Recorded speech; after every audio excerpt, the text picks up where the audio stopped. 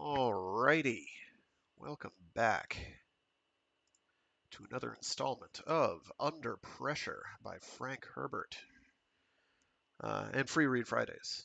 Uh, I'm your intrepid narrator, Fragga, and today we're going to read from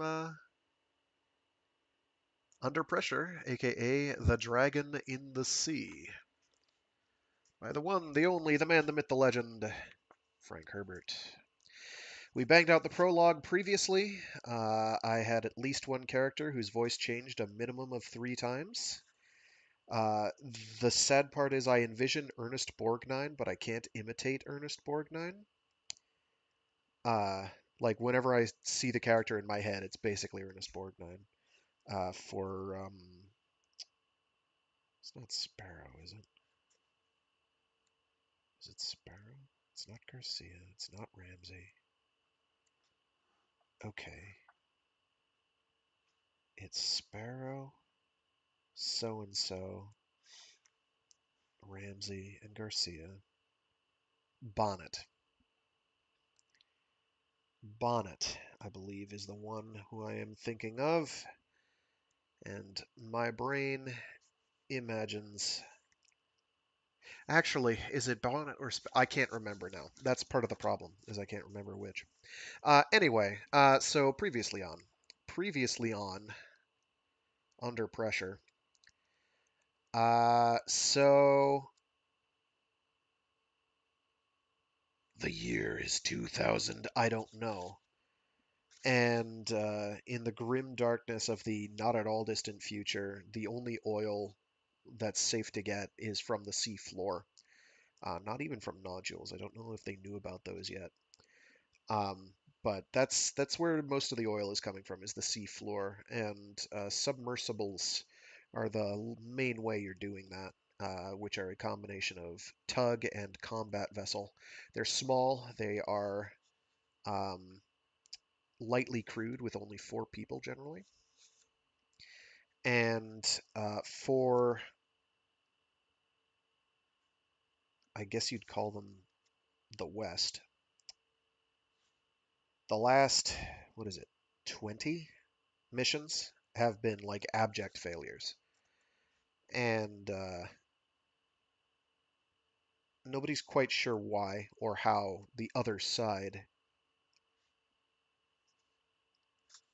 is managing to find them so effectively. They suspect, they being the Psych Bureau, basically suspect treachery. So our man Ramsey here, who is Psych,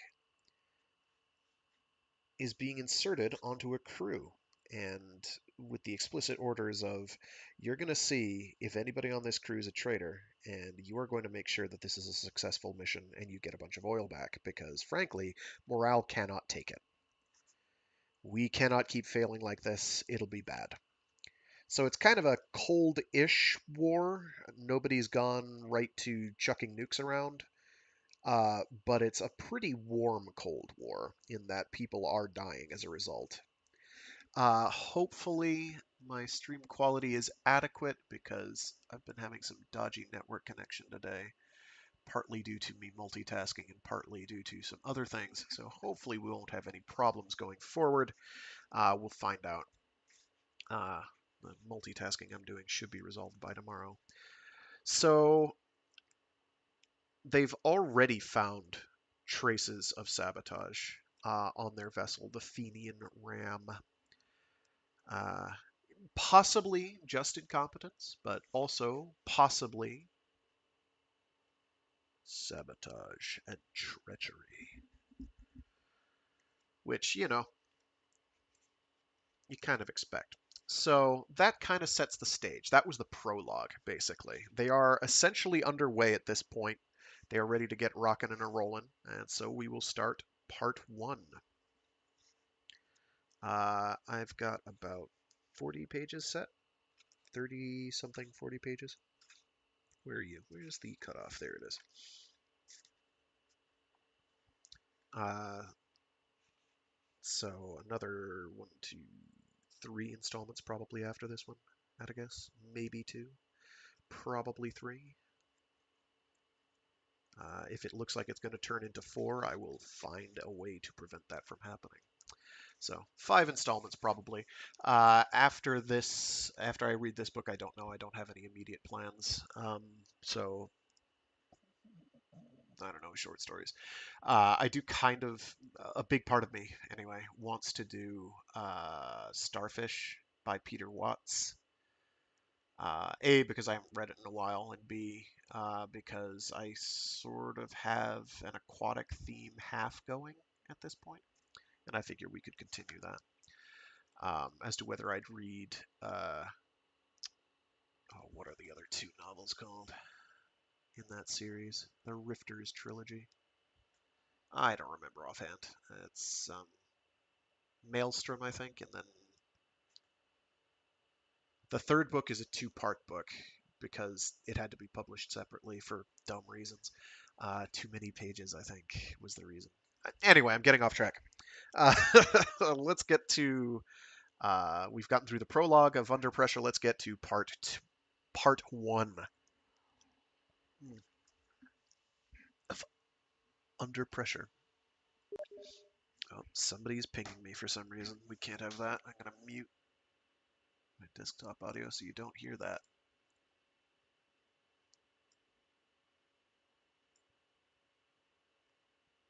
Oh, somebody talking about how hype the a recent trailer or recent footage from Earth Defense Force 6 looks. And it does. It looks really good. All right, setting that aside, moving right along.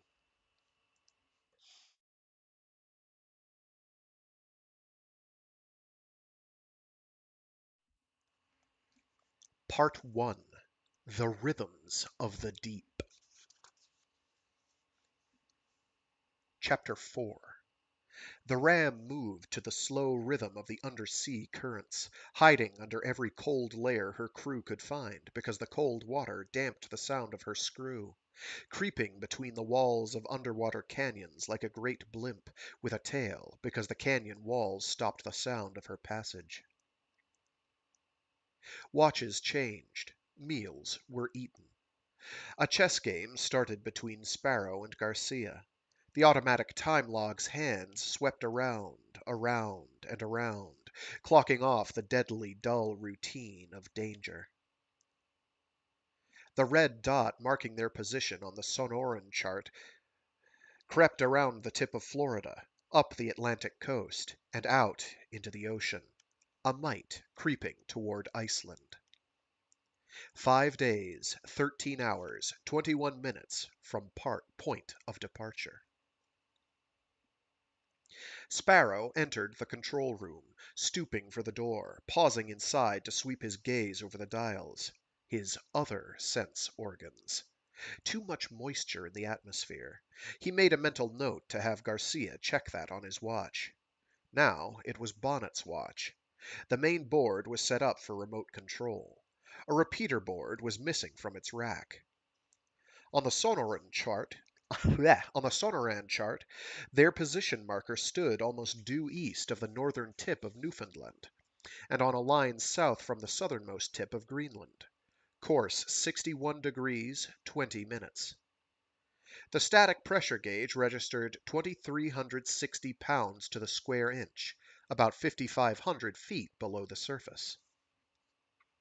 Sparrow stepped across the control room, ducked through the door and out onto the engine room catwalk. The catwalk padding felt soft under his feet. Bonnet stood on the lower catwalk, back to Sparrow, staring down to the left. Sparrow followed the direction of his first officer's gaze, the door sealing one of the emergency tunnels into the reactor room. Something odd about Bonnet's movements, thought Sparrow. Looks like he's counting. Then Sparrow recognized the motion. Bonnet was sniffing the air. Sparrow took an experimental whiff himself, smelled the omnipresent stink of their recirculated air plus the ozone and oil normal to the engine room. He strode out onto the catwalk, bent over the railing. "Something wrong, Les?" Bonnet turned, looked upward. "Hi, Skipper. Dunno, I keep smelling something rotten in here." Sparrow's lips twisted into a half-smile. How can you tell in this stinkpot? I mean, actually rotten, said Bonnet. Carrion, rotting meat. I've been getting it for several days, every time I go past here. Has anybody else noticed it? They haven't said. It's probably your imagination, Les. After 5 days in this floating sewer pipe, everything stinks. I don't know, Skipper. I can sort out most of the smells. This one doesn't fit. Just a minute. Sparrow stepped to the connecting ladder, dropped down to Bonnet's level. Take a sniff, Skipper. Sparrow drew in a deep breath through his nose. There was a faint carrion odor in the air, but then meat got high quickly in the heavy oxygen of a subtug's atmosphere. Could it be a dead rat? He asked. How would it get aboard? Besides, we went over the ram with a fine-toothed comb. A mosquito couldn't. He broke off, turned, stared at the radiation bulkhead. There's one place we didn't comb, said Sparrow. Still, we looked it over with the internal eyes, said Bonnet. There. He fell silent. Let's take another look, said Sparrow. He led the way back to the control room, keyed the master screen to the reactor room scanners, one by one. Nothing, said Bonnet. He looked at Sparrow, shrugged. Sparrow glanced at his wristwatch. Joe went off standby about an hour ago. He looked at the now blank screen. Get him up here. Get him up to that tunnel door, anyway. Put Ramsey on standby here in the control room. I'm going forward. He stooped for the forward door, went out onto the catwalk, dropped down to the lower level. In the control room, Bonnet went to the communications panel, buzzed Garcia. A sleepy voice came on the speaker. Yeah? Skipper wants you forward. Number 1 reactor room tunnel. What's up?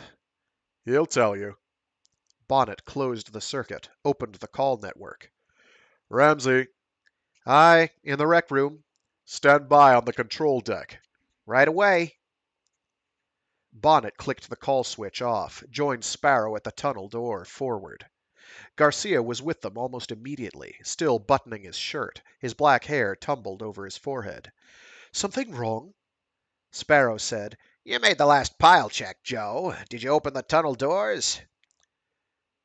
Sure, but I didn't go inside. The security crew gave us a clean... That's okay. Did you smell something? Garcia frowned.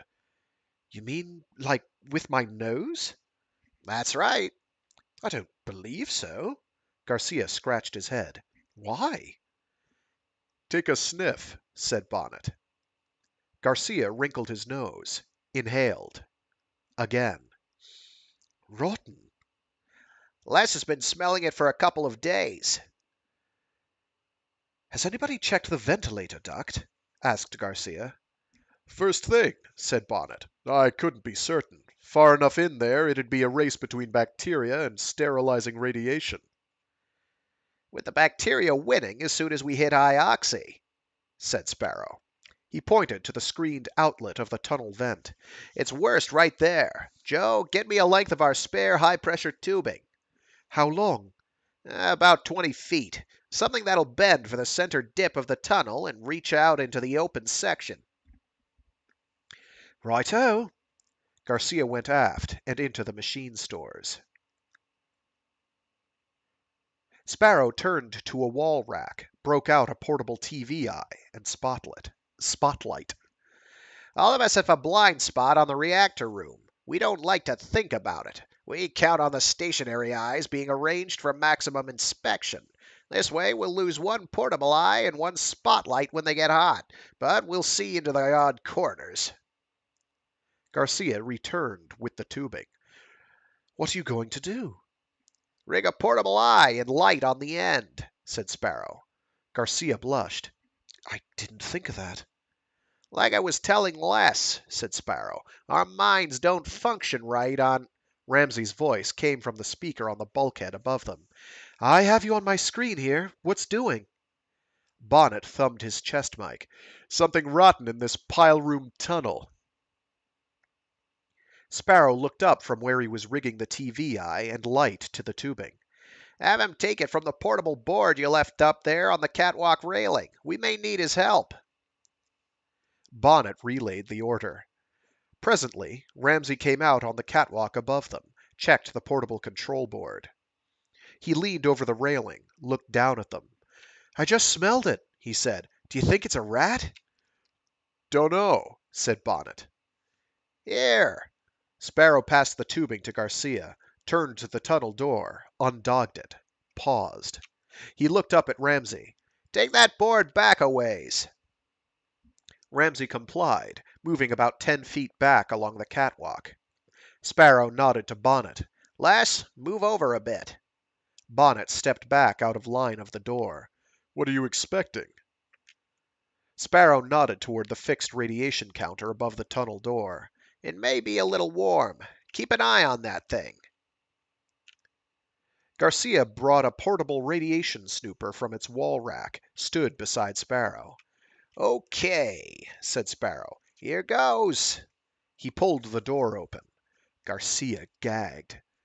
Whee-oo! Gasped Sparrow. If you'll excuse the pun, said Bonnet, I don't like the smell of that. Ramsey leaned over the railing. That's no rat, he said. Too much of it. Sparrow took the length of tubing, snapped on the light.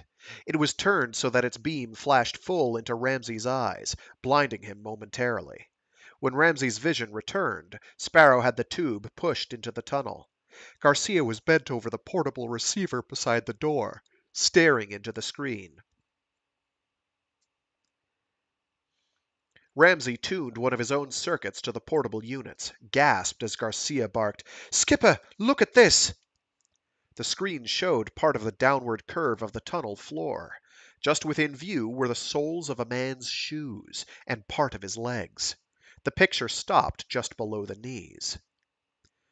Bonnet looked at Ramsey, who caught a glimpse of staring eyes under the shaggy brows. Sweat glistened on the first officer's forehead. Oh, I've been doing the opposite voice that I intended for Bonnet. I meant for the captain to have that. Oh well. You getting this on your screen? He asked. Ramsey nodded. Because of the angle of view, the men below him had a foreshortened, gnome-like appearance. The trick of acoustics brought their voices to Ramsey with a faint ringing quality. He felt like a man observing a marionette show. Bonnet turned back to examine the fixed meter above the door. Radiation's up slightly, he said. Nothing the filters can't take care of, said Garcia. Sparrow was bending over to maneuver the TV eye and light farther into the tunnel. Garcia moved the portable receiver back where Bonnet could see it. Anything? Said Sparrow. More leg, said Bonnet. Ramsey became conscious of a low murmuring, realized that Garcia was whispering, Holy Mary, Mother of God. The engineering officer's hands were tolling the rosary under his shirt. Sparrow gave the tubing a gentle twist. Knife! Blurted Bonnet. Ramsey saw it on his panel. The hilt of a knife projected from the chest of the man in the tunnel. Get a record camera on this, ordered Sparrow. I have it up here, called Ramsey. He pulled the camera from its rack beside the control board, hung it over the receiver screen. Sparrow pushed the tubing farther into the tunnel until the scanner picked up the man's face. Anybody recognize him? I think I've seen him, said Garcia. That's a rating uniform. Looks like atomic tech insignia. He shook his head. But he's not one of the techs I let aboard for the final embarkation check. Sparrow turned, looked up at Ramsey. How about you, Ramsey? He's a special security officer attached to Admiral Bellin's office, said Ramsey. His name's Foss or Foster, something like that. How do you know? Asked Bonnet. Ramsey suddenly realized he had committed a tactical error. When I was with the Gulf Patrol, he said. This bird was our security liaison. The lie came easily. He remembered the last time he had seen the man. Bellen's outer office, Teacher Reed performing the introductions. Do you know what he was doing here? Asked Sparrow. Ramsey shook his head. I can guess. He was probably making a special check when somebody caught him. Caught him at what? Asked Garcia. With an abrupt intake of breath, Ramsey realized that Garcia was the suspected sleeper. It was probably the other way around, said Bonnet. This security officer caught somebody doing something and... Doing what? Barked Sparrow. He turned to a locker to the left of the tunnel. Joe, help me into an ABG suit. He opened the locker, pulled out a suit. Garcia moved to help him. Presently, Sparrow's voice came to them over the suit communicator. Les, get a contamination bag and lead box for this man's effects. Leave it at the hatch here. Joe, get into another suit to help me when I bring him out. Ramsey, monitor me and get a still record of the items I hold up for you. Get a repeater on my suit's radiation snooper. I may be too busy to watch it. Right, said Ramsey. Garcia was already pulling on another suit. Bonnet was moving aft toward the door into machine stores. Sparrow ducked for the door, clambered clumsily into the tunnel. Immediately, the radiation snooper repeater on Ramsey's board picked up the count. It's hot in there, said Ramsey. I read it 5,000 milli here. I see it, said Sparrow. Tuned to my helmet scanner. Ramsey tuned another screen on his board to the scanner on Sparrow's helmet. The screen showed a gloved hand, Sparrow's. The hand moved out of range and revealed a portion of the dead man's uniform.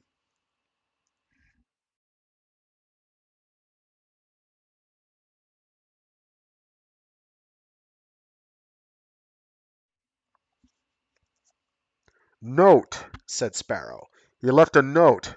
Get a voice record of this as I read it and then photograph it. It's dated April 16, time 0845. Our embarkation day, thought Ramsey. At that time we were in the marine tunnel. Sparrow's voice continued. To Captain H. A. Sparrow from Lieutenant Arthur H. Foss, SYO-2204829. Subject, Extra Security Inspection Subtug Fenian Ram, this date. The captain cleared his throat, continued. Pursuant to new security policy, I was making a special investigation of your atomic components following the regular check by the pile crew. This was to be a quick tunnel crawl for a look at the end plate and manuals. I did not wear an ABG suit because of the anticipated short time of the check and to maintain secrecy. Garcia had moved up to the tunnel mouth, hovering over it in his ABG suit like some other-world monster. You want me in there, Skipper? He asked. Wait out there, Joe, said Sparrow. He went on reading. My snooper's switch was accidentally turned off as I crawled through the tunnel, and I received no warning that it was hot. Sparrow's voice quickened. I found that one of your hafnium damper rods had been taken from the pile in the secondary bank and hidden in the tunnel. I was directly on top of it before I noticed it. There was no mistaking what it was. I turned on my snooper and immediately saw that I'd had a lethal overdose. Sparrow paused. May the Lord be merciful to him, he said. He continued with the note. It was obvious that the damper rod had been selected for a timed overload, but the timing was not immediately apparent. It could have been set to blow at the base. Therefore, I made haste to slip the rod back onto the pile room manuals and replaced it. I also repaired the alarm system wiring where it had been cut to hide the sabotage. Sparrow stopped, and Ramsey saw the note, through the scanner, change position as the skipper shifted. Joe, did you notice any peculiar reaction from the alarm system? Asked Sparrow. Not a thing, said Garcia. Sparrow grunted, continued with the note. When the damper had been replaced, I looked for the communicator box and at the pile end. It had been smashed. I then crawled back, thinking I'd get the medics to ease my dying.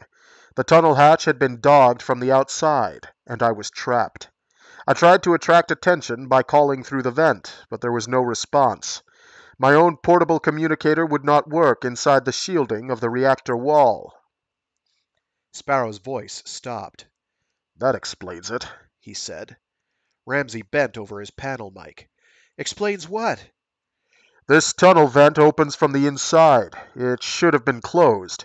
But if it had been closed, we wouldn't have noticed. He fell silent.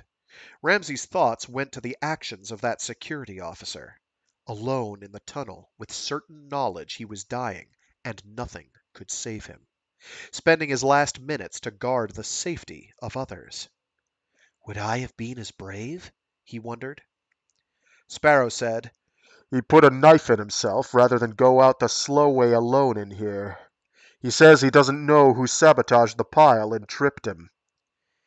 He could have attracted somebody, said Ramsey, if he'd shorted one of And he'd have chanced shorting the wrong circuit and kicking every damper rod out into onto the pile room floor, said Garcia.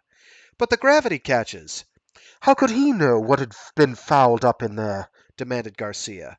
His voice was choked with emotion. But suicide. Sparrow said, Joe, who were the last dock crewmen aboard? 2 snoopers I let aboard. I believe you saw them leave. Ramsey thought, Garcia again. He leaned over the catwalk railing, called down to Garcia. Joe, who were... Then he remembered that Garcia's suit would damp out the sound and turned back to his mic. Joe, who were those men? The blank faceplate of Garcia's suit tipped upward toward Ramsey. 2 new ones. Their names are on the gangway checklist. Sparrow said. Record this from the note, Ramsey. He read. Whoever sabotaged your pile was hoping it would blow while this subtug was in the marine tunnel. Such a blow-up would eliminate the subtug base until a rerouted tunnel section could be built. Obviously, the enemy knows of the existence of this base. Security should be notified at once. The skipper's voice lowered. Please tell my wife that my last thoughts were of her. Garcia said, Those dirty, evil... He choked. Sparrow held up the note for his suit scanner while Ramsey photographed it. Is there anything else? Asked Ramsey. A notebook filled with what looks like security code. Yes, here's a notation from Lieutenant Foss. See that Security Section 22 gets this notebook. Ramsey saw the book through Sparrow's suit scanner. Sparrow said, Record the pages as I hold them up, Ramsey. He flipped through the pages for the scanner, said, I have the contents of his pockets. I'm coming out. He backed out to the tunnel entrance. Bonnet returned from the rear storeroom dragging a bulky contamination bag and a small lead box. He looked up at Ramsey, said, I listened in on the storeroom portable while I was getting this stuff. Lord, how I'd like to have my hands on the rats who scragged that poor guy. You mean who almost scragged us, said Ramsey. He bent over his panel mic. Joe, you'd better get that stuff from Les. He shouldn't go any closer to the tunnel without a suit. Garcia's voice issued from the speaker. Righto. He went back to the engine room floor to Bonnet, returned to the tunnel with the contamination bag and lead box. Sparrow emerged from the tunnel, turned, said, Ramsey, record these items as I put them in the box. 1 Mark 27 hand snooper, 1 wrist-type communicator, 1 flashlight, 1 wallet with the following items. A picture of woman and child inscribed, All Our Love, Nan and Peggy. 1 ID card issued to Lieutenant Senior Grade Arthur Harmon Foss, SYO-2204829. 1 base gate pass, 1 mess hall pass, 1 driver's license, currency and coins to $16.24. He turned back to the tunnel, picked up another bundle tied in a handkerchief, untied the handkerchief clumsily with his heavily gloved hands. Here's some more. One fountain pen, one key ring with 4 keys, one fingernail clipper, one mini camera. The telltales turned red. The film's been ruined by radiation. One pocket recorder with wire blank. Sparrow dropped the bundle into the box. Garcia sealed it. Ramsey glanced at his wristwatch, noted the time. The telemeter record of Sparrow's reactions. What will it show for this period? He asked himself.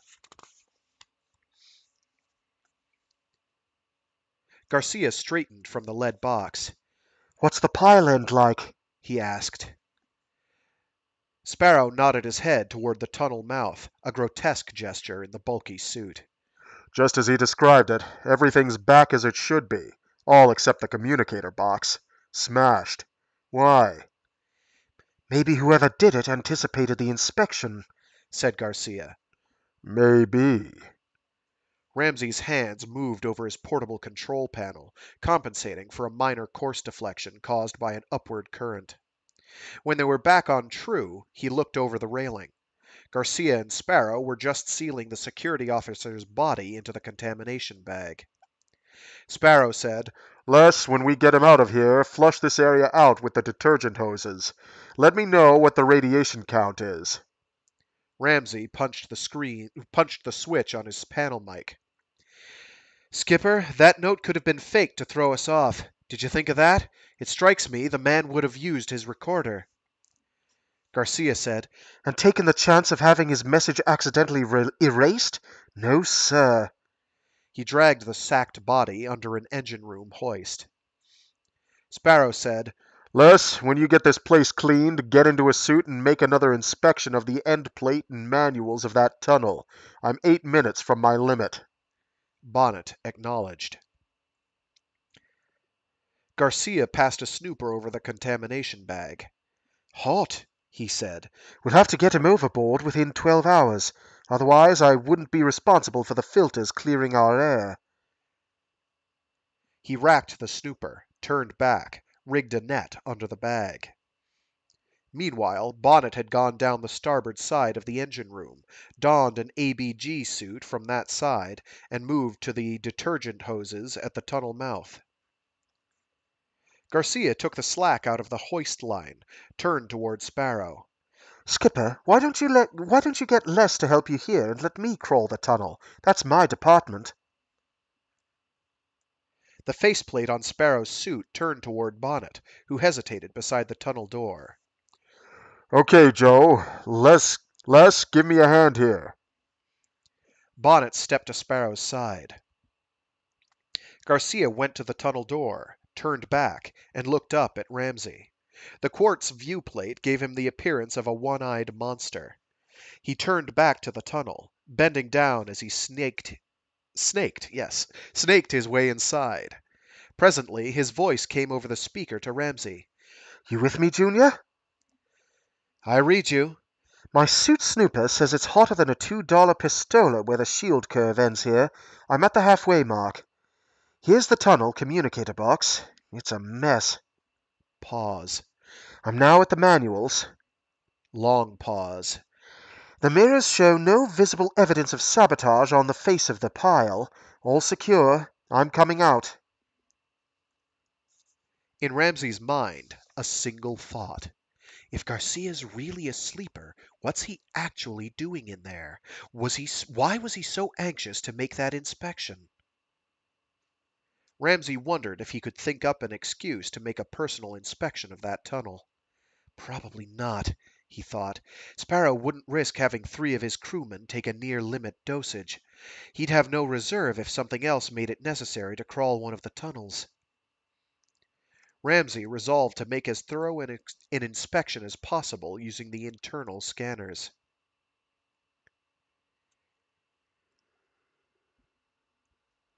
Sparrow and Bonnet were hoisting the contamination bag up to the discharge tubes below the retracted conning tower. Sparrow said, Ramsey, take your board back against the aft bulkhead. That bag's leaking some. Ramsey complied, racking his board on the catwalk rail. Sparrow left the hoist to Bonnet. stepped into the decontamination chamber against the port pressure hull, emerged without his ABG suit. He looked up to Ramsey, his long face drawn into serious lines. "Is Joe on his way out?" "He's on his way," said Ramsey.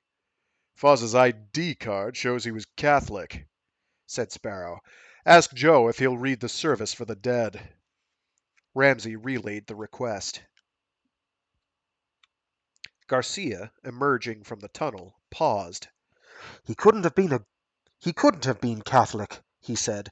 Either that, or he was murdered. A good Catholic doesn't commit suicide. Sparrow heard Garcia's voice on the speaker, said, "Suffering Jesus! He's right!"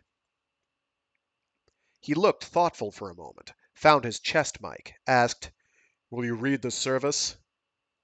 Garcia said, Under the circumstances, yes. He closed the tunnel door, dogged it, stepped into a decontamination chamber, and emerged without a suit. Bonnet swung up to the central catwalk, anchored the hoist's load with a sideline, returned to the lower deck, and reeled out the detergent hoses. He began to spray the area. Sparrow and Garcia mounted to the Sparrow and Garcia mounted to the catwalk beside Ramsey. "We'll surface at midnight local time for burial," said Sparrow. He went aft through the number one through the one I cannot talk today. He went aft through the number one door without glancing up at the bundle swinging from the hoist. Ramsey, watching Bonnet at work below him, again had the feeling of looking at a marionette show. Last act, scene 1. Garcia, beside him, said, "My watch coming up. I'll take it on the main control deck." He released Ramsey's portable board from the rail, carried it up to the central catwalk, ducked through the door in the aft bulkhead. Ramsey followed, turned at the door for one last look at the long bundle swaying in the hoist net, a body in a sack. He turned, passed through the control room, went directly to his quarters, and pulled out the telemeter tapes. No significant deviations. He coded the tapes for identification, placed them in the false bottom, lay back on his bunk. Around him he could feel the faint vibrations of the subtug, a feeling as of life. He seemed to fit into the pattern of the room, one with the crisscross of pipes overhead, the ventilator ducts, the repeaters for the electronics shack instruments, wall mic, and speaker. Presently he fell asleep, dreamed that he was a deep-dwelling fish trying to figure out a way to climb to the light of the surface, far away above him. The problem was that a terrible pressure held him trapped in the deeps. At midnight they committed the body of Lieutenant Foss to the ocean. A cold, starless night, a high-running sea. Ramsey stood shivering on the deck while Garcia mumbled the service for the dead. "Into thy hands we commend this spirit." For Lieutenant Arthur Harmon Foss, last act, last scene. Afterward, they homed into the depths as though fleeing the scene of a crime. Ramsey was startled by the faraway look in Sparrow's eyes, heard the captain whispering the lines from the first chapter of Genesis. "And darkness was upon the face of the deep, and the Spirit of God moved upon the face of the waters." From some recess in his memory, Ramsey recalled the next lines. "And God said, 'Let there be light,' and there was light." Ramsey thought, if there is a God, let him make things right for that brave guy. It was his nearest approach to a prayer since childhood. He was surprised at the stinging sensation in his eyes. Then another thought mingled with the memory of Garcia's voice. And what if Garcia is the sleeper? The thought spurred him to hurry into the electronics shack, examine the contaminated tunnel through the internal scanners. The scanners showed only the pile room end. Nothing appeared amiss. Ramsey activated one of the control room scanners to check on Garcia. The engineering officer was bent over the port side grab rail, knuckles white from the pressure of his grip upon the rail, his forehead pressed against the cold metal of the pressure hull. He looks ill, thought Ramsey. I wonder if I should go down and relieve him. As Ramsey watched, Garcia straightened, slammed a fist against the hull surface so hard his knuckles bled. The ram took this moment to tip slightly from the thrust of an undersea current. Garcia whirled to the controls, corrected for the deflection. Ramsey could see tears streaming down his face. Abruptly, Ramsey switched off his screen, feeling that he had eavesdropped upon the workings of a man's soul, and that it was wrong to have done so. He stared at his hands, thought, "Now that's a strange reaction for a psychologist. What's come over me?" He reactivated the screen, but now Garcia was calmly going about the business of his watch. Ramsey returned to his quarters with a strong sense that he had blinded himself to something vital. For almost an hour he lay awake on his bunk, unable to resolve the problem. When he fell asleep, it was to sink again into the dream of the fish. He awoke to his next watch with the feeling of not having slept at all. Let's try that line again. He awoke to his next watch with the feeling of not having slept at all. Much better. Proper gravitas, frag. Proper gravitas.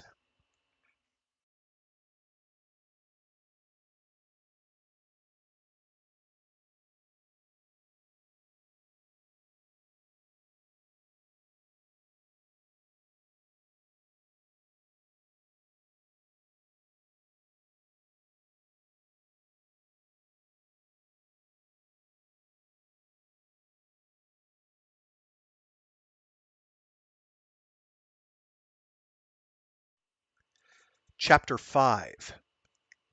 There had been a time when people thought it would solve most seafaring problems to take ocean shipping beneath the surface storms. But, as had happened so many times in the past, for every problem solved, a new one was added.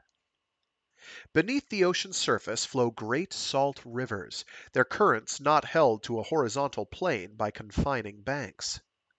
The 600 feet of plastic barge trailing behind the ram twisted, dragged, and skidded, caught by currents flowing through 60 degrees at right angles to their course. If the current set downward, the ram tipped upward and had to fight against the climb. If a current took the tow upward, the ram headed down. Variations often gave the subtug's deck a stately rolling and tipping, as though the vessel was beset by a slow-motion storm. Automatics took care of most of the deflections, but many were sufficient to cause wide course error. Because of this, a portable gyro repeater always accompanied the man on duty. Bonnet carried such a repeater on his remote control panel as he prowled the engine room during his watch. The little time log repeater beside the gyro dial showed 7 days, 8 hours, and 18 minutes from departure. The ram had moved forward deep into the ocean no man's land south of Iceland. Maybe it'll be a milk run, he thought. For all our detectors have shown, we could be alone in the whole damned ocean. He fell to remembering the night before departure, wondered if Helen was really faithful to him. Wondered if Helene was really faithful to him. So damn many Navy wives. An amber light glowed at the upper corner of his board, the signal that someone had entered the control room. He spoke into his chest mic. "I'm on the second level catwalk in the engine room." Sparrow's voice came out of the board speaker. Continue as you are. I'm just restless. Thought I'd look around. "Right, Skipper." Bonnet turned to examine the master control gauges on the reactor bulkhead. Ever since they'd found the dead security officer, Bonnet had been nursing an uneasy feeling about the room in the subtug's nose. A sudden needle deflection on his control board caught his attention. The outside water temperature had dropped 10 degrees. A cold current. Ramsey's voice came over the intercom. "This is Ramsey in the shack. My instruments show a sharp 10-degree temperature drop outside." Bonnet thumbed his mic switch. "What are you doing up and about, Junior?" "I'm always nervous when it's your duty," said Ramsey. "I couldn't sleep, so I came in here to run an instrument check." "Wise guy," said Bonnet. Sparrow's voice joined them. "Find out how deep it is, Ramsey. If it doesn't extend below our limit, we can hide under it and pick up speed. 10 degrees will cloud a lot of noise." "Right, Skipper." Pause. 6,800 feet, give or take a few." "Les, take her down," said Sparrow. Bonnet racked his control console onto the catwalk railing, took electronic hold of the diving planes. Abruptly, his static pressure gauge repeater showed what his sense of balance had already told him. They were going down too fast. An upcurrent was following them, lifting the tow. Bonnet fought it until they were inclined at a safe 3 degrees. The ram leveled at 6,780 feet. In the shack, Ramsey looked at his own repeater for the master pressure gauge. 2,922 pounds to the square inch. Instinctively, his gaze went to the pressure hull beside him, a small length of it seen through a maze of pipes and conduits. He tried to fight away from the thought of what would happen if the hull should implode. Bits of protein pulp floating amidst shattered machinery. What was it Reed had said? It came back to Ramsey clearly, even the impersonal tones of his instructor's voice. "An implosion of external equipment at extreme depths may set up a shock wave which will split your hull wide open. Of course, it'd be all over for you before you'd hardly realized what happened." Ramsey shivered. What is Sparrow's reaction to the increased danger? He wondered. Then, I don't really care as long as his ability keeps me safe. This thought shocked Ramsey. He suddenly looked around his electronics shack as though seeing it for the first time, as though he had just awakened. What kind of psychologist am I? What have I been doing? As though answering a question from outside himself, his mind said, "You've been hiding from your own fears. You've been striving to become an efficient cog in this crew because that way lies a measure of physical safety." Back came the answer. You're afraid of your own personal extinction. "It'd be as though I died in utero," he said, speaking the thought softly to himself. "Never born at all." He found that he was trembling, bathed in perspiration. The plug holes of the test board in front of him seemed to stare back, 100 demanding eyes. He suddenly wanted to scream, found he couldn't move his throat muscles. If there was an emergency now, I'd be helpless, he thought. I couldn't move a finger. He tried to will the motion of the index finger on his right hand, failed. If I move, I'll die. Something touched his shoulder, and he almost blanked out in frozen panic.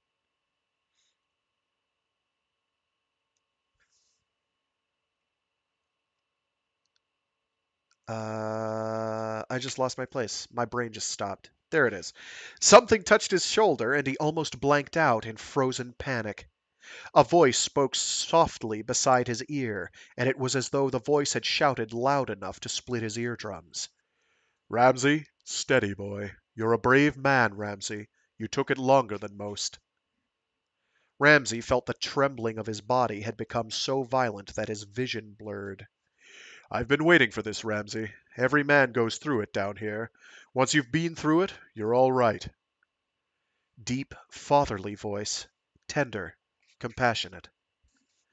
With all his being, Ramsey wanted to turn, bury his head against that compassionate chest, sob out his fears in strangled emotion.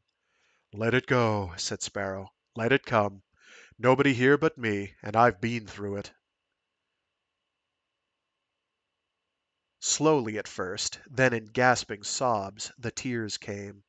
He bent over the bench, buried his face in his arms. All the time, Sparrow's hand upon his shoulder, a feeling of warmth from it, a sense of strength. "I was afraid," whispered Ramsay. "Show me the man who isn't afraid, and I'll show you a blind man or a dolt," said Sparrow. "We're plagued with too much thinking. It's the price of intelligence." The hand left Ramsay's shoulder. He heard the shack door open, close.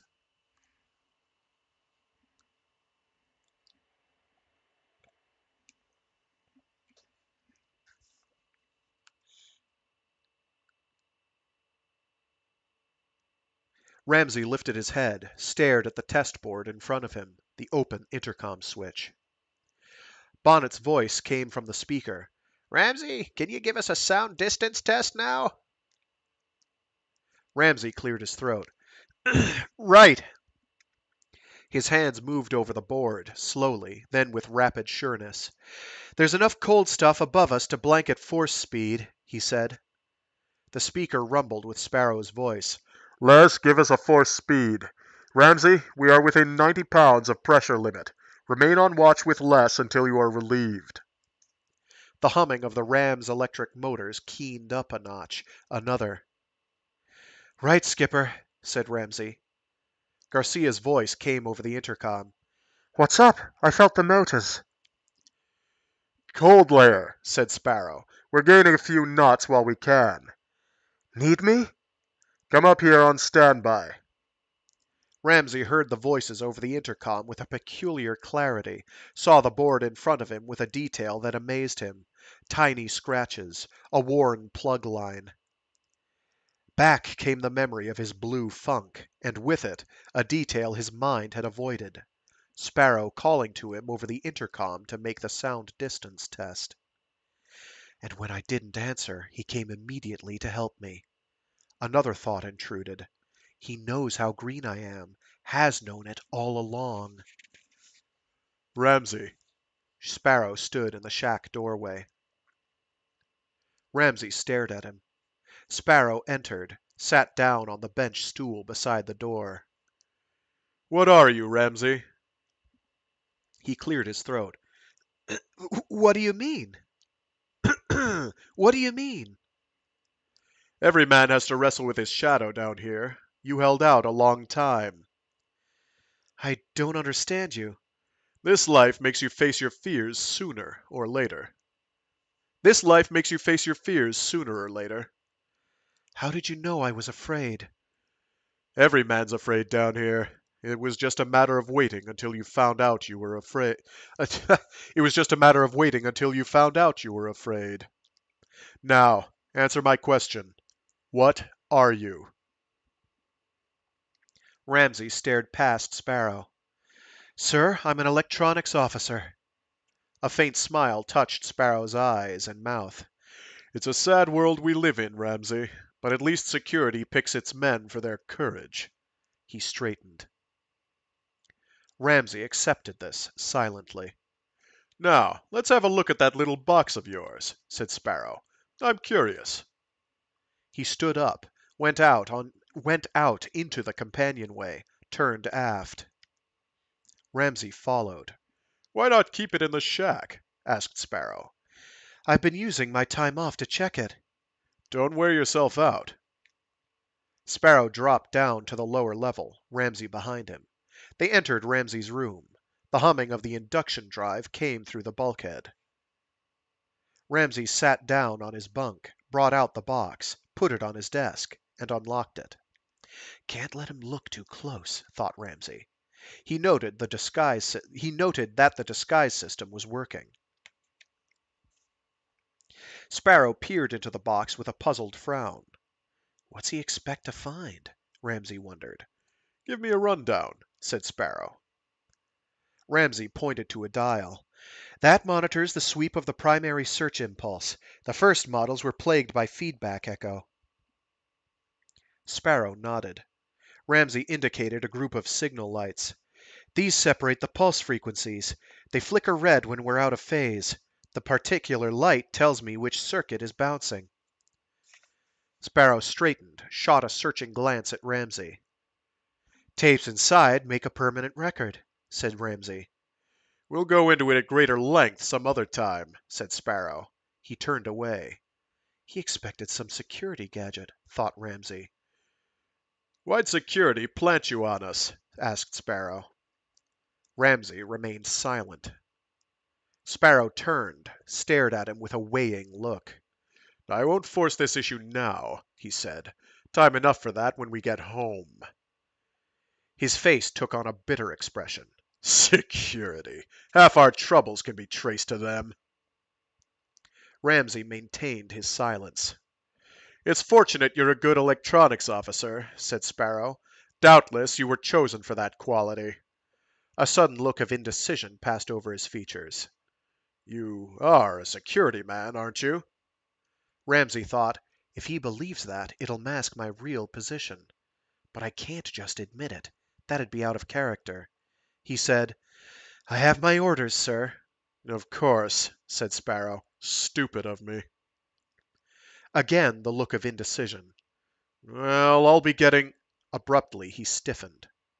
Ramsey, too, fought to keep from showing surprise. The pellet embedded in his neck just emitted a sharp ping. He knew that the identical equipment in Sparrow had also reacted to his signal. Sparrow whirled to the door, ran forward to the control deck, Ramsey on his heels. They stopped before a big master board. Garcia turned from his position at the monitor controls. Something wrong, Skipper? Sparrow didn't answer. Through his mind was running a senseless rhyme born of the 20 kills the EPs had made in the previous months. 20 out of 20 is plenty. 20 out of 20 is plenty.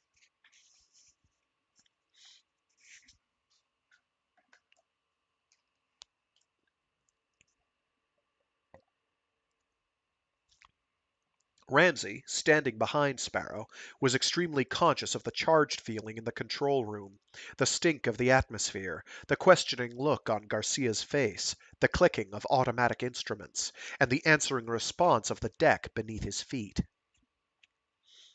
The pellet in his neck had begun sending out a rhythmic buzzing. Garcia stepped away from the board. What's wrong, Skipper? Sparrow waved him to silence, turned right. Ramsey followed. The buzzing deepened. Wrong direction. Get a signal sniffer, said Sparrow, speaking over his shoulder to Ramsey. Ramsey turned to the rear bulkhead, pulled a sniffer from its rack, tuned it as he rejoined Sparrow. The instrument's speaker buzzed in rhythm to his neck pellet. Sparrow turned left. Ramsey followed. The sound of the sniffer went up an octave. Spy beam, said Garcia. Sparrow moved toward the dive board, Ramsey still following. The sound from the sniffer grew louder. They passed the board and the sound deepened. They turned, faced the board. Now the signal climbed another octave. Ramsey thought, Garcia was in here alone. Did he set up a signal device? Where's Les? Asked Sparrow. Forward, said Garcia. Sparrow seemed to be trying to look through the wall in front of him. He thinks it may be Bonnet sending that signal, thought Ramsey. With a sudden despair, he wondered, could it be? Sparrow spoke into his chest microphone. Les, to the control room, on the double. Bonnet acknowledged, and they heard a clang of metal as he slipped on the catwalk. Then he shut off his microphone. Ramsey frowned at his sniffer. The signal remained stationary, although Bonnet was moving. But then a signal device could have been left hidden forward. He moved the sniffer to the right, aiming it toward the center of the dive board. The signal remained constant. Sparrow had followed the motion. It's in the board! Shouted Ramsey. Sparrow whirled toward the board. We may have only a couple of minutes to get that thing. For a mind-chilling instant, Ramsey visioned the enemy wolf packs converging for another kill. 21. Garcia slammed a toolkit onto the deck at their feet, flipped it open, came out with a screwdriver. He began dismantling the cover plate. Bonnet entered. "What's wrong, Skipper?" Spy beam transmitter, said Sparrow. He had found another screwdriver, was helping Garcia remove the cover plate. "Should we take evasive action?" Sparrow shook his head. Nah, let them think we don't know about it. Steady as she goes. "Here," said Garcia. "Pull on that end." Ramsey reached forward, helped pull the cover plate away from the board, revealing a maze of wiring, transistors, high-pressure tubes. Bonnet picked up the sniffer, passed it in front of the board, stiffened as the signal increased in front of the tube bank. Joe, stand by on the auxiliary dive board, said Sparrow. I'm shutting down this whole section. Garcia darted across to the auxiliary board on the opposite side of the control room. "Auxiliary opening! Auxiliary operating!" he called. Wait. "Whoops! Auxiliary operating!" he called. "Wait!" said Bonnet. He held the search box steady before a tube, reached in with his free hand and pulled the tube from its socket. The signal continued, but now it emanated from Bonnet's hand as he waved the tube in front of the sniffer. "A self-contained power unit in that little thing!" gasped Ramsey. Suffering Jesus save us, muttered Sparrow. Here, give it to me. He took the tube from Bonnet's hand, gritted his teeth at the heat of the thing. Bonnet shook the hand which had held the tube. "Burn me," he said. "It was in the ZO2R bank," Ramsey said. "Smash it," said Garcia. Sparrow shook his head. No. He grinned mirthlessly. We're going to gamble. Les, take us up to discharge depth. 600 feet? Asked Bonnet. "We'll be sitting ducks." Do it, barked Sparrow. He turned to Ramsey, extended the tube. Anything special about this you could use to identify it? Ramsey took the tube, turned it over in his hand. He reached into his breast pocket, pulled out a tiny record camera, began photographing the tube from all angles. Sparrow noted the ready availability of a record camera, but before he could comment on it, Ramsey said, "I'll have to look at the enlargements." He glanced up at Sparrow. "Do we have time to give this thing a more thorough going over in the shack?" Sparrow looked to the static pressure gauge. About 10 minutes. Whatever you do, don't stop that signal. Ramsey whirled, hurried to the shack, Sparrow behind him. He heard Sparrow speaking into a chest mic as they ran. Joe, get a garbage disposal container and ready a tube to discharge that spy beam. With any luck at all, we're going to send the EPs chasing after an ocean current. Ramsey put a piece of soft felt on his workbench, placed the tube on it. If you've ever prayed, pray now, said Sparrow.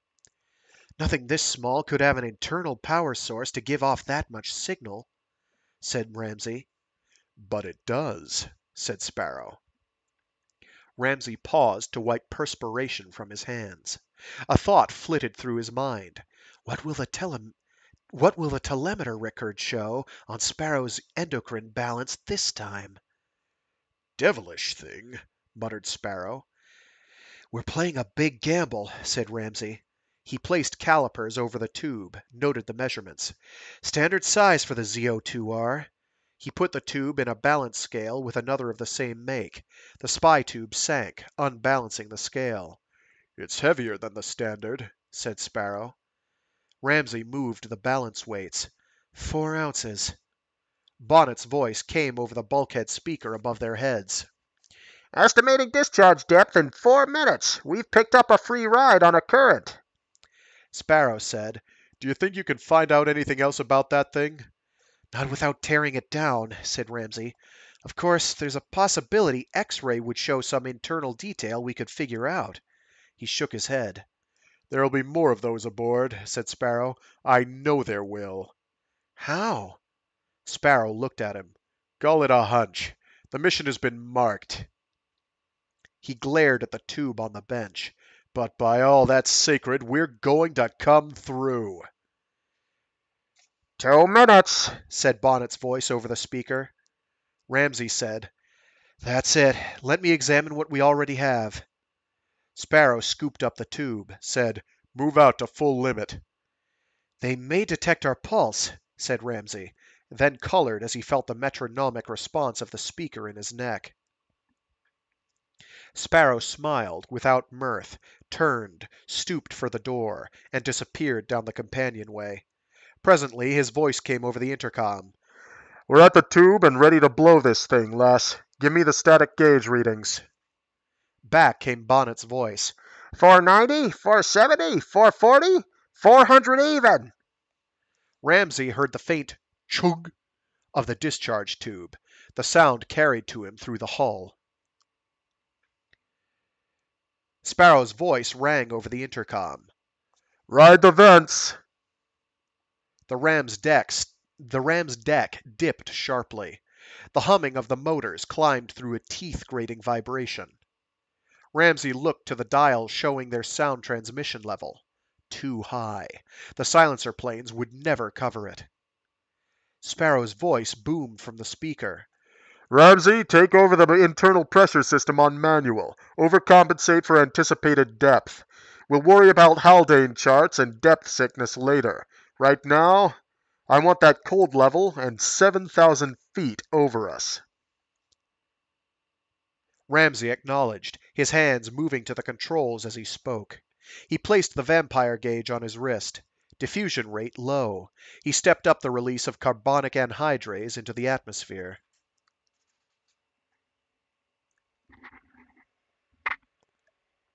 Jesus Christ on a bike. I'm remembering how intense this book is.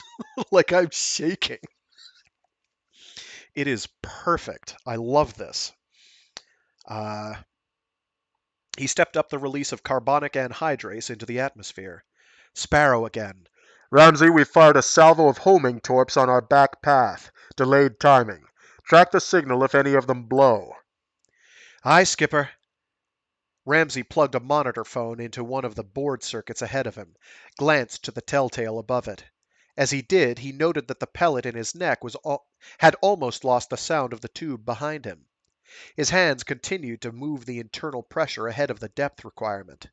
The outside pressure repeater above his head showed 2,600 pounds to the square inch, still climbing.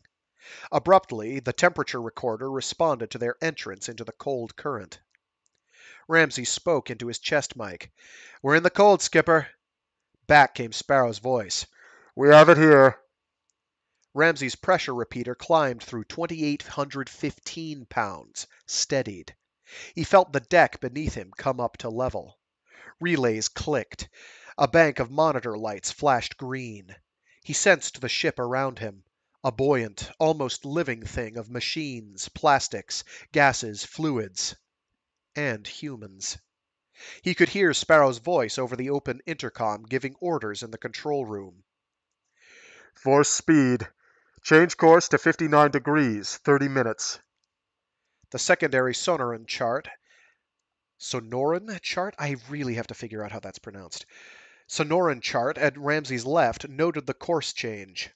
He looked at the red dot marking their position, almost due south of the western tip of Iceland, directly on the 60th parallel of latitude. Automatic time log reading: 7 days, 14 hours, 26 minutes from start of mission. Ramsey, anything on those fish we sent back? Negative, Skipper. Stick with the shack. We're going to start tearing down the board. We'll have to check every tube for deviation from standard weight. We'll have to go over the shack and the E-stores, too, said Ramsey. Later. Sparrow's voice conveyed a calm surety. Ramsey glanced at his wristwatch, correlated it with the time log. What will the telemeter show? He asked himself. Again, he felt that his mind had made a failing grasp at an elusive piece of essential knowledge. Something about Sparrow. Ramsey's gaze ranged over the board in front of him. His ears felt tuned for the slightest sound over the monitor phones. He glanced at the oscilloscope in the right bank. Only background noise. For a fleeting instant, Ramsay felt that he was one with the ship, that the instruments around him were but extensions of his senses. Then it was gone, and he could not recapture the feeling.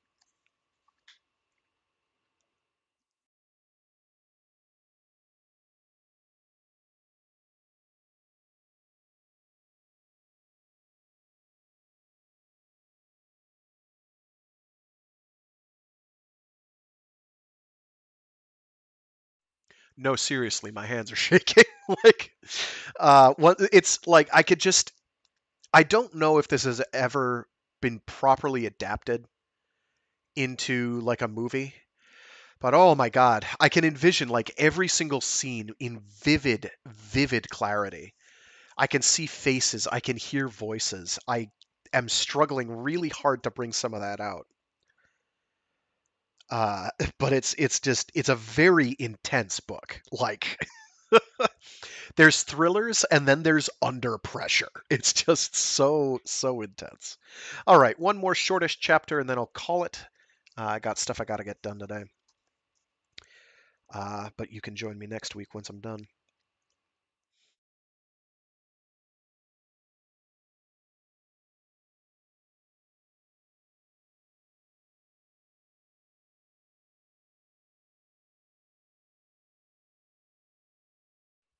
Chapter 6. In the control room, Sparrow fought down the twitching of a cheek muscle. He replaced a tube in the sonoran system, extracted another, read the code designation from the tube's side. PY4X4. Garcia, beside him, ran a finger down the checklist. 15 ounces plus. Sparrow checked it on a balance scale. Right on. He replaced the tube, said, "You know, when I was in high school, they were saying that someday they'd run systems like this with transistors and printed circuits." "They did for a while," said Garcia. "Then we got into sweep circuits," said Sparrow. He pulled out an octode cumulator tube, read off the code, checked the weight. We could still get by with lighter stuff if it weren't for high atmospheric pressures." He went on to another tube. What we need is a dielectric as tough as plasteel." "Or an armistice," said Garcia. "Then deep tug equipment would be specialty stuff." Sparrow nodded, pulled another tube from its socket. "Skipper, what is that Ramsay?" asked Garcia. Sparrow paused in the process of weighing a tube, looked at Garcia. "I think he's a security man planted on us." "That occurred to me," said Garcia. "But have you asked yourself yet who planted the spy beam on us? He could be a sleeper. He could be, Skipper." Sparrow's hand trembled as he reached for another tube to weigh. He brought back his hand empty, wiped the palm on his shirt, looked down at Garcia. "Joe," he broke off. "Yes?" "Has it ever occurred to you that humanity's basic problem is all wrapped up in the idea of security?" Security with a capital S. "That's a big mouthful, Skipper." "I mean it, Joe. Look, I know what I am. I can even tell you what my conception of myself is. How you have nothing to fear from me. Les can do the same thing. And you. And Ramsay." He wet the corners of his mouth with his tongue, stared wide-eyed at Garcia. "And any one of us or all of us could be lying." "That's not a security problem, Skipper. That's a problem in communications. Ramsay's department." Sparrow turned back to the board without answering, went on with his patient inspection. "I'd like to know what that last-minute security inspection of Ramsay was all about," said Garcia. "Shut up!" barked Sparrow. "Until there's proof positive to the contrary, he's one of us. So are you and Les. And so am I." His mouth twisted in faint amusement. "We're all in the same boat." The lips thinned. "And we've got a bigger and more immediate problem." He balanced a tube on the scales, replaced it. "How can we break radio silence to notify home base of what we've discovered?" A distant, dull thump pounded through the hull. A second one. Ramsey's voice over the intercom. Skipper, 2 hits. Blast pattern identical to our fish. His voice rose in pitch. Breaking up noises. 2 sources. Skipper, we got 2. God forgive us, said Sparrow. God forgive us. More thudding sounds resonating through the hull, a strange double beat. Anti-torp seekers, said Ramsey. They've knocked out the rest of our fish. Those men didn't stand a chance, said Sparrow. His voice lowered, became almost inaudible. He that smiteth a man so that he die shall be surely put to death. And if a man lie not in wait, but God deliver him into his hand, then I will appoint thee a place whither he shall flee. But if a man come presumptuously upon his neighbor, to slay with guile, thou shalt take him from mine altar, that he may die. Across from him, Bonnet held up a tube. Joe, what's standard on a GR5? Garcia glanced at Sparrow, who turned abruptly back to his examination of the board. 8 ounces, said Garcia. That's what I make it, said Bonnet. But this one tops 13. A tone of suppressed excitement vibrated in his voice. Sparrow looked aft, lips trembling. I think I have one, Skipper, said Bonnet. Garcia had stepped across to Bonnet's side. He took the tube from the first officer.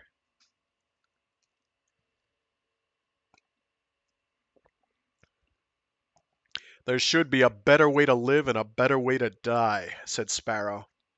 He shuddered, stabbed a glance at Bonnet. Well, set it aside and see if there are any more. Bonnet appeared about to reply, but remained silent. He reclaimed the tube from Garcia, deposited it gently in a padded tray of his toolbox. Sparrow passed a hand across his forehead.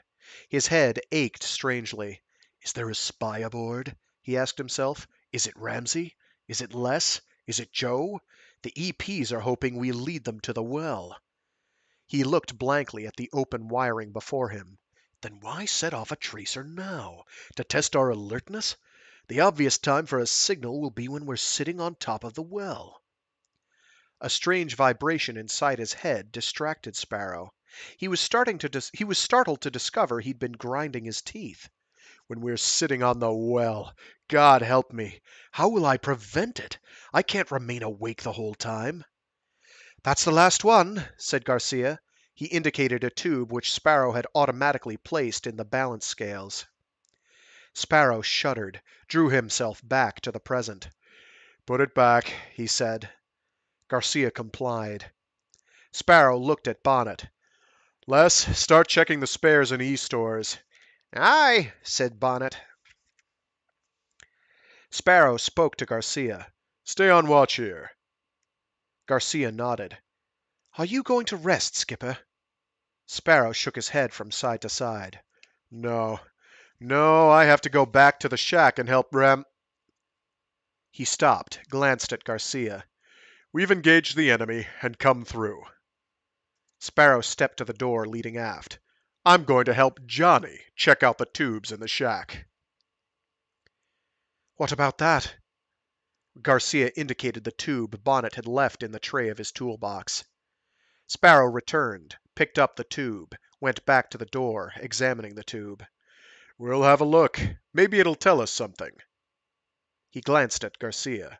You'd be thinking about how we can contact base. He was gone through the door. Garcia clenched his fists, turned to face the master board. His gaze fell on the Sonoran chart and its marker, a red insect creeping across vastness. Where's the well? Ramsey looked up from his instruments as Sparrow entered. Anything new, Skipper? Les found this. Sparrow placed the tube on the felt padding of Ramsey's bench. It's 5 ounces over. Ramsey looked at the tube without touching it. Has it occurred to you that thing could be set to explode on tampering? Some of the old Salem sea captains used to attend their own funerals before embarking, said Sparrow. Figuratively, I'm in the same frame of mind. That's not what I mean, said Ramsay. A half ounce of nitrox could get us both. Maybe you'd better leave me alone with it. Sparrow frowned, shrugged. He thumbed his chest mic. Joe, Les, hear this. This tube may be booby-trapped. If anything happens to Johnny and me, you two drop the tow and head for home. That's an order. Johnny, thought Ramsay. He called me Johnny. And then he remembered. We've met the enemy. The old magic is dead. Enter the new magic. We'll want a record of this, said Sparrow. He took a camera from a drawer, racked it above the bench, focused it. Okay, he said. You're the expert on these gadgets. Ramsay spoke without looking up from the tube. A half hour of just looking at this thing, studying all the angles, could mean the difference between success and failure. What are we looking for? I don't really know. Something different. Something that hits a sour note. Sparrow bent over the bench, grabbed a handhold as the Ram's deck slanted to the upflow of an undersea current.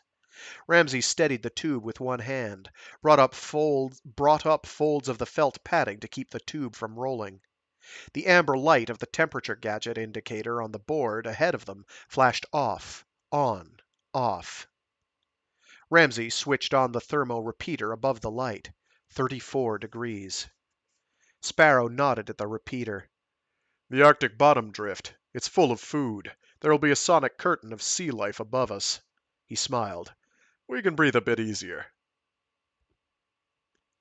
Ramsay shook his head. Not with that thing to solve. He stared at the tube on the bench. If you were going to trigger that to explode, how would you do it? A tiny wire, maybe. Break it and... Maybe, said Ramsay. A better way would be to set a trigger keyed to pressure change. If the vacuum breaks... He straightened. First some infra and X pictures. Then we'll rig a vacuum jar with remote controls, handle the tube in the vacuum. After that, we'll break the seal. Sparrow touched the tube with one long finger of his left hand. Looks like standard heavy pressure glass. I don't understand something, said Ramsay. He spoke as he worked, setting up the portable infra camera on the bench. Why did this thing start when it did? That wasn't smart. The clever thing would have been to wait until we reached the well. My idea exactly, said Sparrow. Ramsay focused the camera. How much longer until we reach it? The casual way of the question caught Sparrow off balance. How much longer until we reach it? The casual way of the question caught Sparrow off balance. He looked up to the shack room sonoran chart, started to say, Well, it's on the flank of... He froze. Ramsay made an exposure, turned the tube to a new angle. He's too casual, thought Sparrow. You were saying? Ramsay spoke without looking up from the tube. Mr. Ramsay, a subtug's destination is known only to its commander until the immediate area of that destination is reached. Ramsay straightened. That's a stupid order. If something happened to you, we couldn't go on. Are you suggesting I should confide our destination in you? Ramsay hesitated, thought, I already know it. What would happen if I indicated that to Sparrow? That'd confirm his opinion that I'm security. Well? Skipper, I asked you a civil question, phrased a bit loosely, perhaps. What I want to know is how much longer until we reach Novaya Zemlya.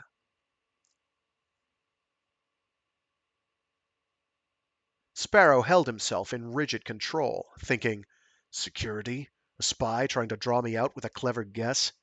He said, I don't see where it's your concern how long it takes us to get anywhere. Ramsay returned his attention to the tube. Is he convinced that I'm a security officer? I could ask him for the exact coordinates, thought Sparrow. But would it prove anything if he doesn't know them? Or if he does know them? Ramsey set up a bell jar and vacuum pump, the tube resting on the black mastic sealer inside the jar. He removed the jar, arranged a small remote control console, replaced the jar. Sparrow watched carefully, still undecided about Ramsey. "This is going to be slow," said Ramsey. Lord in heaven, if I only knew, thought Sparrow. Is he a spy? How can I tell? He doesn't really act like one. Ramsey locked a stool in place before the bench, sat down. "Slow and easy," he said. Sparrow studied him. It could be a clever act. I'll get busy checking the shack tubes. Watch him. He said, I'll start checking out your tubes. He removed a cover plate at the left, found scales, began removing tubes, weighing them. Minutes ticked away. An hour, 2 hours. 2 hours and 40 minutes. Inside the bell jar, the parts of the tube were laid out in rows. Sparrow long since had finished his job, was watching the work at the bench. "No booby trap," said Ramsey. He activated a magnet arm inside the jar, lifted a grid section. "And I still don't see how they rigged this thing to go off. This looks like standard stuff." He rotated the part on the magnet. "There's nothing arranged to fuse with an overload. Nothing extra at all except that micro vibrator and its capacitor power source." He replaced the grid section. "Our boys are going to want to see that." He picked up a cathode segment, turned it over, set it down. No trigger. How was it done? Sparrow looked to the camera, which had been capturing every movement of the examination, turned back to Ramsey. "We have another problem." "What's that?" Ramsey straightened, rubbed the small of his back. Sparrow slid off his stool. "How are we going to get word of this back to base? If the EPs get us, the things we've discovered are lost. But I have an ironclad order against breaking radio silence." Ramsey stretched his back. Do you trust me, Skipper?" Before he could stop himself, Sparrow said, "No." He frowned. Ramsey grinned. "I'm still the one with the solution to your problem." "Let's have it." "Put the whole story onto a squirt repeater and—" "Squirt repeater?" Ramsey bit his lip, coughed. Damn! Another BuPsych security secret. It had slipped out. "I've never heard of a squirt repeater," said Sparrow. "It's something new in, electronics. You code a message onto ultra-stable slow tape, then speed up the tape. You set the message to repeat, over and over, a little squirt of sound. It's recorded at the receiver end, slowed for playback and translation." "That's still breaking radio silence." Ramsey shook his head. "Not if the message is broadcasted by a little set in a floater rigged to start transmitting long after we're gone." Sparrow's jaw fell. He snapped his mouth shut. Then, "Could you rig it?" Ramsey looked around him. "We have all the essentials right here." Sparrow said, "I'll send Garcia in to help you." Ramsey said, "I won't need any help with—" "He'll help you anyway." Again Ramsey grinned. "That's right. You don't trust me." In spite of himself, Sparrow grinned back at the amusement in Ramsey's face, then wiped the grin from his features and from his thoughts. His brows drew together. Is this all an act on Ramsey's part? He wondered. Amuse me. Throw me off guard. It could be. Ramsey glanced at the wall chrono. "My watch." He indicated the parts in the bell jar. "This'll keep." "I'll stand your watch," said Sparrow. He thumbed his chest mic. "Joe, come to the shack. Johnny's figured out how to get a message to home base. I want you to help him." "This shouldn't take more than a couple of hours," said Ramsey. "It's really a simple rig. I'll report in as soon as we've finished." Sparrow pursed his lips in thought, stared solemnly at Ramsey. "There's something else. I'm instituting a new watch procedure. 2 men on duty at all times, never to leave actual sight of each other." Ramsey's eyes widened. "There are only 4 of us, Skipper." It'll be rough, said Sparrow. We'll stagger the watches, change the second man in mid-watch. That's not what I meant, said Ramsay. It'll be more than rough. There are only 4 of us. Isolated. Under your plan, we'll obviously be watching each other. When you watch another man, it tends to make you suspicious. Suspicion sets up a paranoiac situation where Your reluctance to accept an order for the general's safety is being noted and will be entered in the log, said Sparrow. Ramsay's face took on a look of watchful remoteness. He thought, take it easy. This is the paranoiac leaning that Obe mentioned. He said, efficiency will suffer if we're... I'm still the captain of this vessel, said Sparrow. Yes, Captain, said Ramsay. He made the title sound faintly reproachful. Sparrow's lips thinned. He whirled, left the shack, hurried aft to his quarters, bolted the door behind him. He sat down on his bunk, swung the folding desk into position. The faint whispering of the induction drive resonated through the wall behind him. The ram had an uncertain, shifting motion, the bottom turbulence of the Arctic current.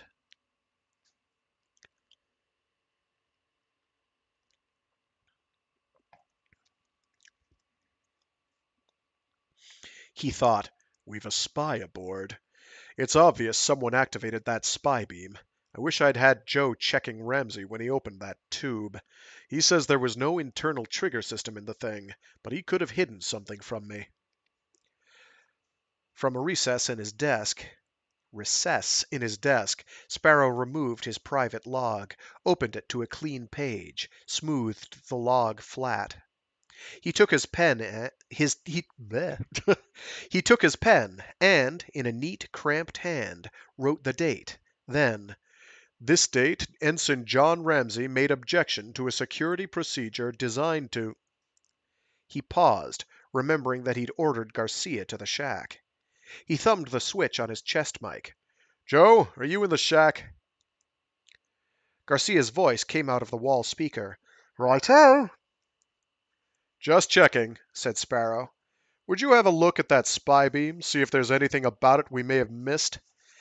Righto, Skipper. Been doing just that. That's all, said Sparrow. He turned back to his log. In the shack, Garcia looked up from the bell jar. You're dead right, Johnny-O. No trigger. What's that thing look like to you? Asked Ramsay. Only one thing it could be, said Garcia. A relay amplifier. Ramsay nodded. Right. The actual signal's coming from someplace else.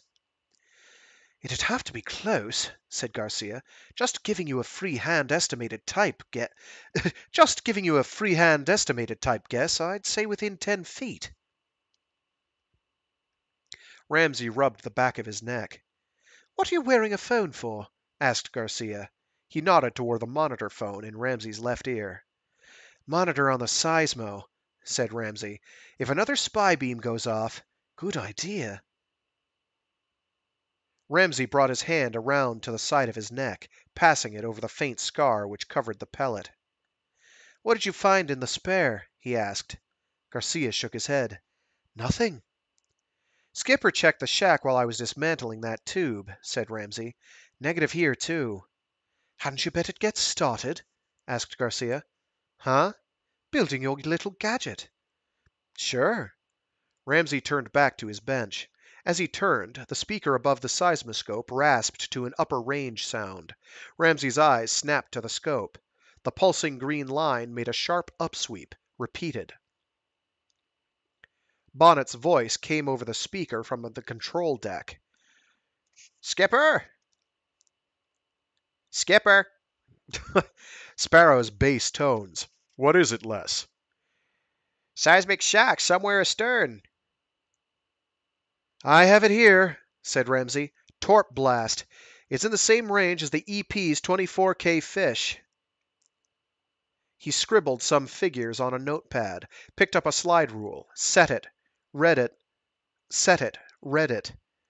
About 100 miles astern. Well within range of drift for that little package we left behind us. Would they waste a torp on that little thing? Asked Sparrow, then answered his own question. What's the matter with me? Of course they would. All they'd see on their gear would be the signal. They'd think it was us lying doggo. That's the way I figure it, said Ramsey. He looked at Garcia. What do you say, Joe? Garcia was trembling, face pale. He shook his head. Ramsey stared at him, questioningly. He appeared extremely agitated. Sparrow's voice boomed from the speaker. All hands! As soon as I am finished with work here, I will relieve Mr. Bonnet. There was the sound of a throat being cleared. Ramsey glanced at the wall chrono. About time. Les has been on 3 straight watches. The skipper's voice continued. At that time, I will post a new watch schedule in the wardroom. It is to go into effect immediately. Garcia had brought himself under control. He said, What's eating the skipper? He sounds angry. Ramsey outlined the new watch schedule. What the bloody... said Garcia. As if we weren't nuts enough already. Ramsey stared at him. That was an odd reaction for an engineering officer, he thought. For a psychologist, okay, but not for Garcia. In his quarters, Sparrow wrote, I must make certain there is no opportunity for anyone to activate a spy signal when we reach the well. He penned his signature, made the final period an exclamation point, closed the log, and returned it to its hiding place. The time log repeater on his cabin bulkhead showed 7 days, 19 hours, 23 minutes from point of departure. Sparrow stood up slowly, left his room, closing the door meticulously behind him. He turned, strode forward to the wardroom. As he passed the shack, he heard Ramsey saying, This stabilizes the micro-timing of the take-up spool. It has to be right on. Garcia's answer was lost to Sparrow as he stepped into the wardroom, closing the door meticulously behind him. And that will about do it for this week's installment of Free Read Fridays, where we read short stories and indeed entire novels aloud. I say we, but it's just me. If anyone wants to volunteer to do like other voice parts, I'm totally down. You'll get paid in nothing, of course, because I don't get paid to do this at all either. Just your casual reminder that I do not do this for money, and likely never will. Part of me is tempted to set up a Patreon or Ko-fi account just to, if people really wanted to donate, they can. But I haven't done that yet because I'm lazy, basically. But yeah, that's the next installment of Under Pressure or The Dragon in the Sea. Done. We're at about the 1/3 to 1/2 mark, give or take. Hopefully people are enjoying it. I love the book. This is definitely where things really start ramping up and the pressure increases.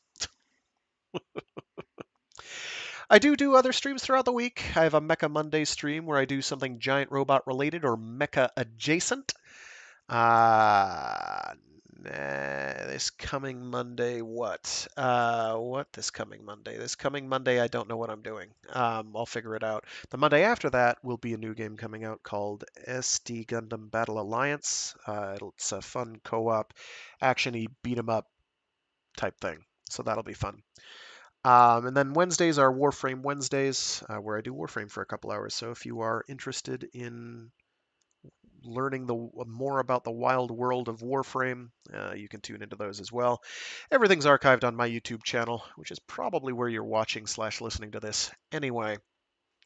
With that, I gotta call it. Hope people dug it. I sure did. Have a nice day. Stay safe, stay sane, and be decent to each other. And don't let the crushing pressure of the entire ocean get you down if you're out there working on a submarine somewhere, hypothetically listening to this. Actually, that goes for the people up in the ISS as well. Don't let the pressure get you down. knowing that on the other side of your tin can is a environment that is relentlessly hostile to our form of evolved life. We did not evolve to to really function in that kind of environment. That the fact that we've jury rigged environments to suit our purposes in that environment kind of is awesome. Honestly, it blows me away. Alrighty, with that, I'm gonna call it. See you all later.